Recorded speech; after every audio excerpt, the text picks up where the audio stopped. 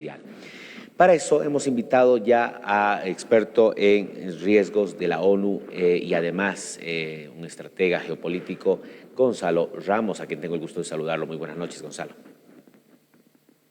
Muy buenas noches, Níbar, a ti y a toda la audiencia de Televisión Andalucía. Quiero mostrar esta imagen porque Trump ha hablado hace un par de horas atrás, justamente minutos antes de lo que ha tenido repercusión en lo que significa el país de China. Trump habla ante legisladores republicanos horas antes de que arranquen los aranceles del 104% para China. Y por supuesto, esto, repito, pone preocupados no solamente para saber a qué atenerse en lo que está pasando en el mundo y por supuesto en la economía y la política internacional. Gonzalo, contigo.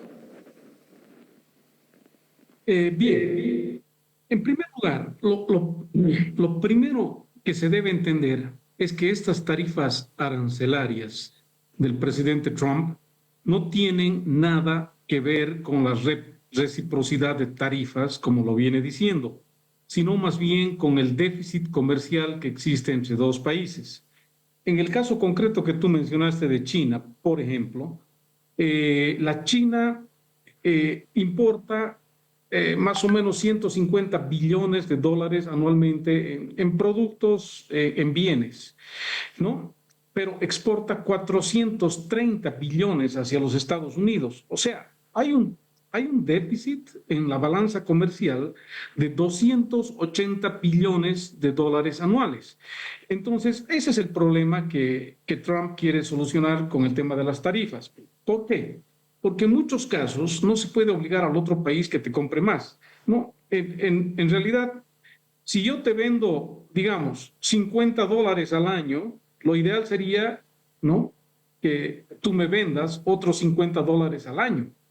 Pero nuestras economías son diferentes. La economía de Estados Unidos es la más grande del mundo y la del resto del mundo ni se le acerca. Entonces, los otros países, la mayoría no tiene la capacidad de igualar esa balanza comercial.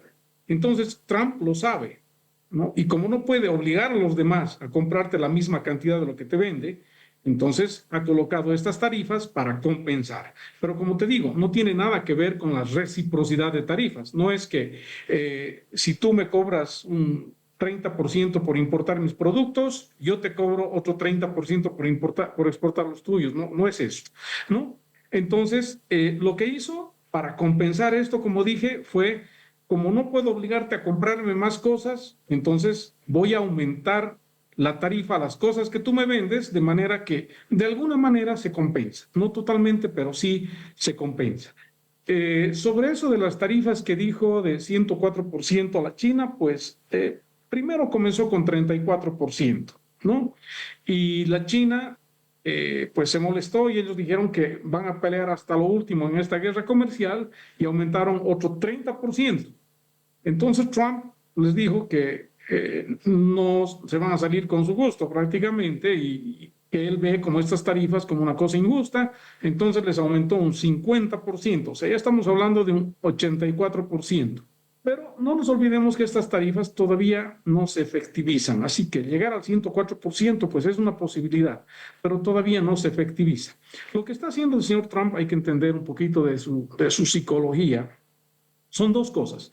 La primera es que Trump, desde hace 40 años, ¿no?, cuando todavía era un empresario y ni soñaba con ser presidente, él ya hablaba en contra de las tarifas y decía que es injusto que los Estados Unidos no pueda llevar sus productos al resto del mundo de la manera en que ellos los traen a los Estados Unidos, de una manera libre.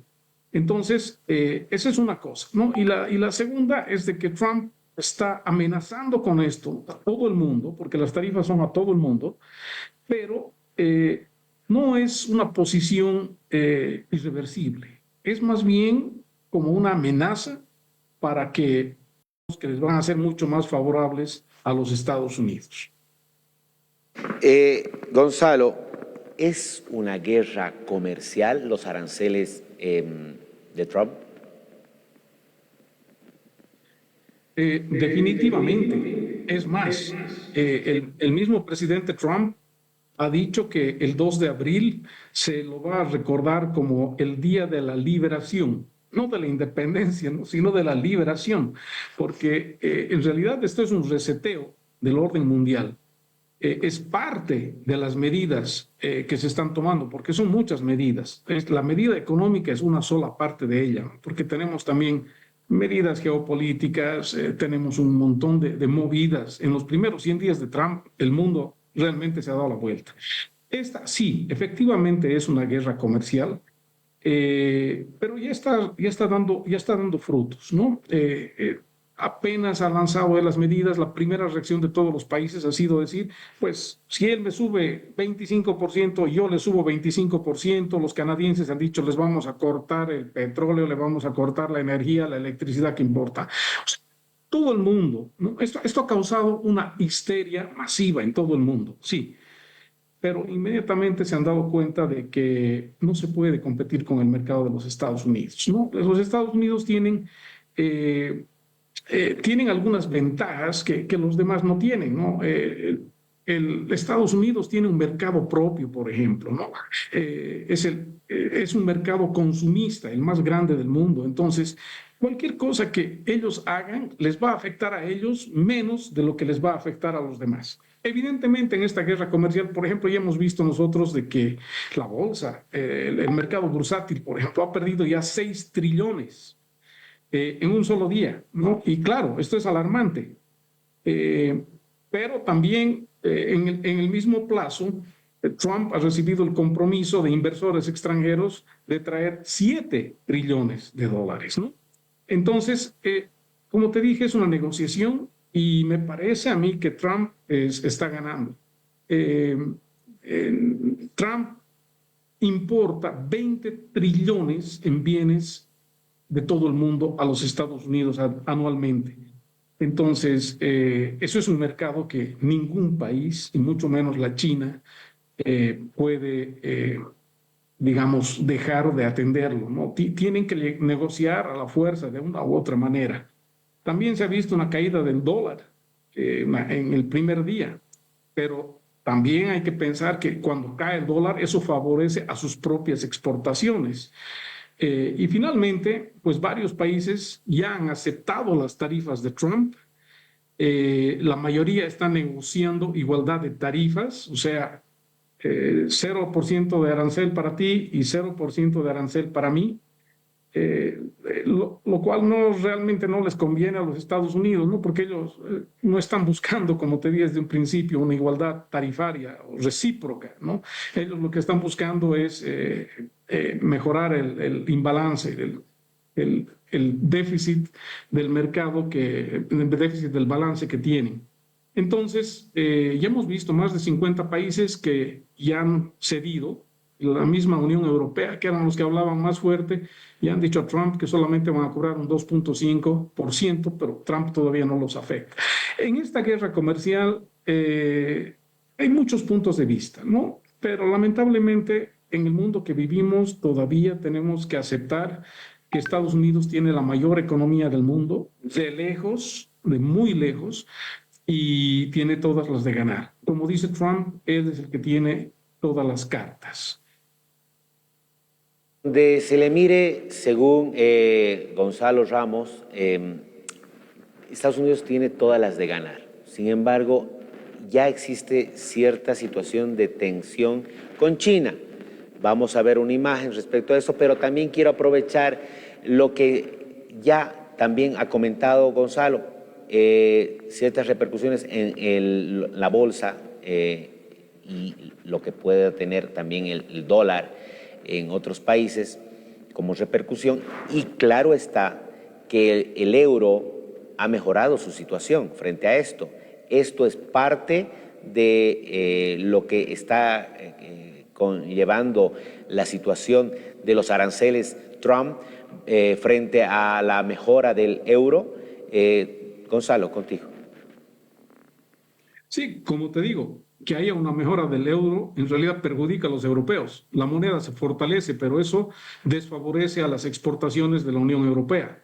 En realidad, cuando una moneda cae es cuando favorece a sus propias exportaciones, a las exportaciones de un país. Por ejemplo, si una moneda se devalúa, en este caso el dólar, que como se ha provocado esta caída, que además yo tengo la teoría de que esta es una caída artificial, o sea, es una caída intencional de la caída, toda esta movida de Trump, ¿no? Pero de eso lo podemos hablar después. Pero volviendo al tema de la devaluación, se devalúa el dólar, pero esto favorece a las exportaciones porque los bienes y servicios del país se vuelven obviamente más baratos para los compradores extranjeros. Entonces, si el dólar pierde valor, por ejemplo, el peso boliviano pierde valor frente al dólar estadounidense, y un producto que cuesta 100 bolivianos, ahora se requieren menos dólares para comprarlo. Entonces, favorece a la exportación. En este caso, favorece a la exportación de todos los bienes que Estados Unidos manda o vende a la Unión Europea, ¿no? Que son 27 países. Entonces, es una situación que sí, que le está beneficiando desde ya a los Estados Unidos. Hace rato hablabas justamente de lo que significa la reciprocidad arancelaria o reciprocidad de las tarifas arancelarias. Quiero mostrarte esta lista.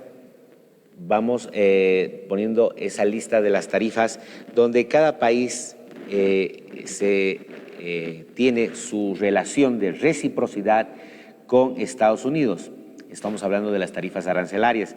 Ahí lo tenemos a Perú, 10%, 10% Estados Unidos, Nicaragua 36%, Estados Unidos 18%, y bueno, vamos así dando una lista larga porque Costa Rica 17%, Estados Unidos 10%, República Dominicana 10%, Estados Unidos 10%, a ver otro país, Argentina, con Argentina, 10%, 10%. Honduras, 10%, 10%. Arabia Saudita, 10%, 10%. Tenemos también a Trinidad y Tobago, 12%, 10%. Marruecos, 10%, 10%. Vamos a la segunda lista. Esta me llama más la atención porque obviamente está ahí China, 67%, 34%. Tenemos también a Japón, 46%, 24%. Brasil, 10%, 10%. Chile, 10%, 10%. Colombia, 10%, 10%. Solamente es con algunos países de momento. Gonzalo, ¿cómo podemos interpretar esta lista? En realidad es con todos, pero como te dije, no es, cuando vemos nosotros estos porcentajes, no significa que un país X, por ejemplo, que Francia estaba cobrando un 40% y ahora Estados Unidos lo está nivelando con un 40%. No, tienen una fórmula muy específica para calcular este porcentaje, ¿no? Pero la fórmula, lo que te dice en realidad es, te divide lo que es el déficit de la balanza comercial, importaciones versus exportaciones, ¿no? Sobre las importaciones multiplicado por 100 para que te den un porcentaje. Eso es lo que te dice la fórmula. Y todos esos que tienen 10% significa que en vez de tener un déficit tienen un superávit. Entonces, a esos países que tienen superávit les han puesto un 10% como mínimo. Por ejemplo, el caso de Bolivia. Bolivia exporta a los Estados Unidos aproximadamente 280 billones de dólares al año, principalmente pues, en estaño, en nueces y un par de otras cosas, ¿no? 277 o 280 billones. Pero nosotros importamos de Estados Unidos 766 billones. O sea, ahí tenemos unos 490 billones que no son de déficit, sino más bien de superávit. Quiere decir que nosotros, ¿no? En vez de vender más, pues vendemos menos. Podríamos decir que Estados Unidos hubiera sido más bien generoso y habernos puesto a nosotros una tarifa de cero, ¿no? Porque en realidad imbalance que tenemos comercial nos favorece a nosotros, pero eso no ha sido el caso. Entonces, ¿qué pasa cuando hay países con superávit, como todos esos que tienen 10%? Esa es la base. ¿no? A todos esos países que tienen superávit en vez de déficit, les han puesto un 10% como base, a toditos. Y las tarifas son a todo el mundo, con excepción de unos cuantos países. Por ejemplo, Rusia, Cuba, Corea del Norte no tienen ninguna tarifa. ¿Pero por qué? Pues porque esos países ya tienen miles de tarifas por X o Z motivos, ¿no? Rusia es el país más Gonzalo, sancionado. En realidad es que le pongan una tarifa más ya es insignificante, ¿no? En realidad, Gonzalo, con países como Cuba, Corea del Norte y Rusia no se tiene ningún tipo de comercio. El comercio entre esos países está prohibido. Entonces, por eso esos 3 países o 4 países no se los ha considerado en esa lista que has mostrado. Gonzalo, ahí está la imagen de esta, esta fórmula que revela más o menos lo que tú estás diciendo. Por favor, ¿nos la das a interpretar? Justamente, en la parte de arriba, ¿no? En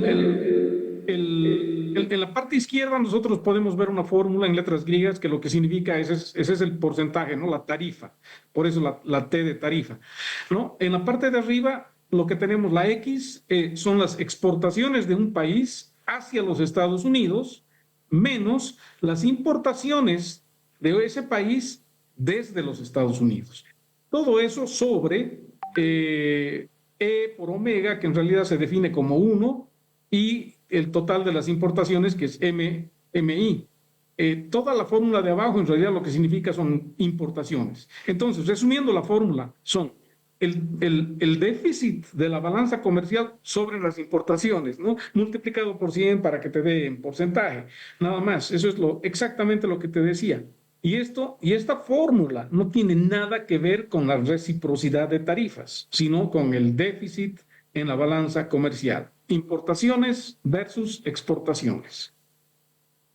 Gonzalo Ramos, muchísimas gracias por estar con nosotros. Muy amable.